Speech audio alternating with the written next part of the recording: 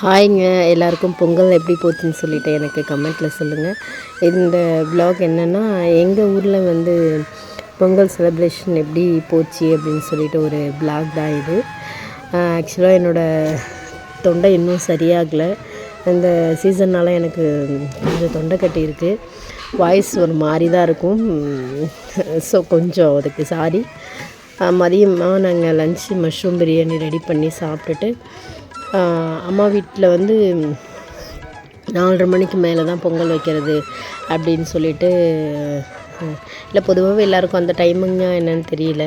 நம்ம ஊரில் மோஸ்ட்லி எல்லாருமே மாட்டு பொங்கல் தான் வைப்பாங்க. மாடு இருக்குது அப்படின்றதால எல்லாருமே மாட்டு பொங்கல் தான் வைப்பாங்க. ரொம்ப சூப்பராக இருக்கும். மாட்டு பொங்கல்லாம் வச்சு முடித்த பிறகு மாடெல்லாம் கூட்டிகிட்டு போயிட்டு அங்கே கிரவுண்ட் இருக்கும், அங்கே மாடெல்லாம் விரட்டுவாங்க. சின்ன வயசில் எனக்கு அதெல்லாம் நிறைய மெமரிஸ் அதெல்லாம் போயிருக்கு. அப்புறம் மாட்டு வண்டியில் கூட்டிகிட்டு போவாங்க.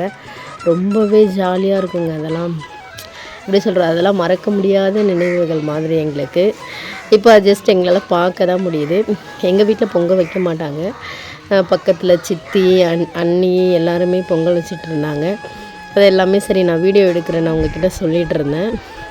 சரி அதை ஷூட் பண்ணலாமே அப்படின்னு சொல்லிட்டு ரொம்ப ட்ரெடிஷ்னலாக ரெடி பண்ணுவாங்க. ரொம்பவே பார்க்க நல்லாயிருக்கும்.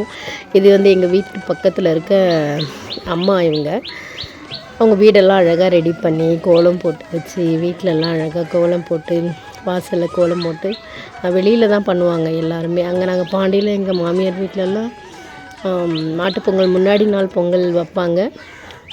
மறுநாள் வந்து பொங்கல் வைக்க மாட்டாங்க. இங்கெல்லாம் வந்து மாட்டு பொங்கல் வைப்பாங்க.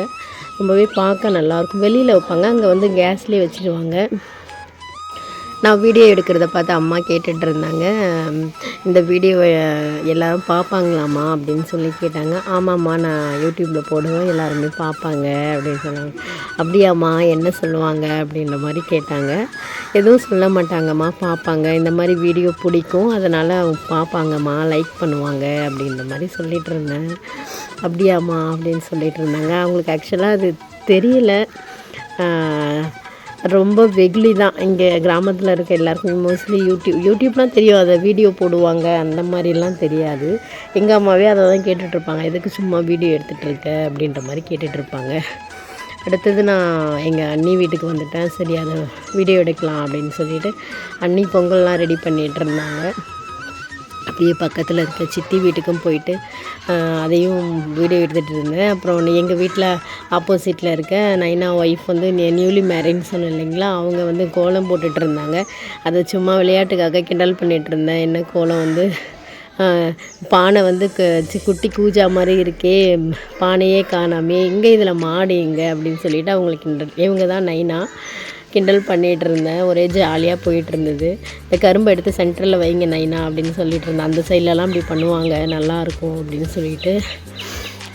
எங்களுக்கு ட்ரெஸ்ஸு வரல, அதனால் இன்னும் அவங்க பொங்கல் வைக்க ஸ்டார்ட் பண்ணலை. நான் ட்ரெஸ் பண்ணிட்டு தான் பொங்கல் வைப்பேன் அப்படின்னு சொல்லிட்டு வெயிட் பண்ணிகிட்ருக்காங்க. எல்லாத்தையும் அரேஞ்ச் பண்ணிகிட்டு இருந்தாங்க. அதுக்குள்ளே அவங்க மாமியார் போயிட்டு அவங்களுக்கு ட்ரெஸ் வாங்கிட்டு வந்துட்டாங்க. பொங்கல் வைக்கும் போதெல்லாம் அவங்க ட்ரெஸ் சேஞ்ச் பண்ணிவிட்டு பொங்கல் வைக்க ஸ்டார்ட் பண்ணிட்டாங்க. எல்லாத்தையும் வீடியோ எடுத்துகிட்டு இருந்தேன். நைனாலாம் பார்த்து கிண்டல் பண்ணி சிரிச்சிட்டு கிடந்தாங்க. எல்லாத்தையும் ரெடி பண்ணி வச்சுட்டேன், சீக்கிரமாக முடிஞ்சிரும் அப்படின்னு சொல்லிட்டு. பாண்டியில் எங்கள் ஊர்லலாம் எல்லாருமே வீட்டிலே கேஸ்லேயே பொங்கல் வச்சிடுறாங்க. யாருமே நான் வெளியில் வச்சு பார்த்ததில்ல. எனக்கு மேரேஜ் ஆகி 3 இயர்ஸில் நான் அந்த மாதிரி யாரும் பண்ணி பார்த்ததில்ல. தீபாவளி நல்லா செலிப்ரேட் பண்ணுறாங்க, ஆனால் பொங்கல்லாம் உள்ளே தான் அவங்க வீட்டுக்குள்ளேயே வச்சுக்கிறாங்க.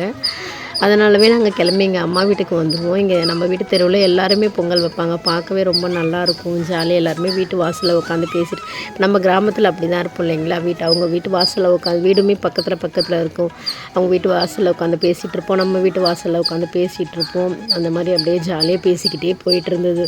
பொங்கல்லாம் பொங்கி ஊற்றும் போது எல்லோரும் சொல்லுங்கள் அப்படின்னு சொல்லிவிட்டு எல்லோரும் கிண்டல் பண்ணிவிட்டு அப்படியே ஜாலியாக பேசிகிட்டு இருந்தோம். ரொம்ப சூப்பராக போச்சு இந்த நாள் எங்களுக்கு. அப்புறம் கொஞ்சம் நேரம் வெயிட் பண்ணி எல்லாத்தையும் பார்த்து முடிச்சுட்டு நாங்கள் அக்கா வீட்டுக்கு சாப்பிட போகலாம் அப்படின்னு சொல்லிட்டு கிளம்பிட்டோம்.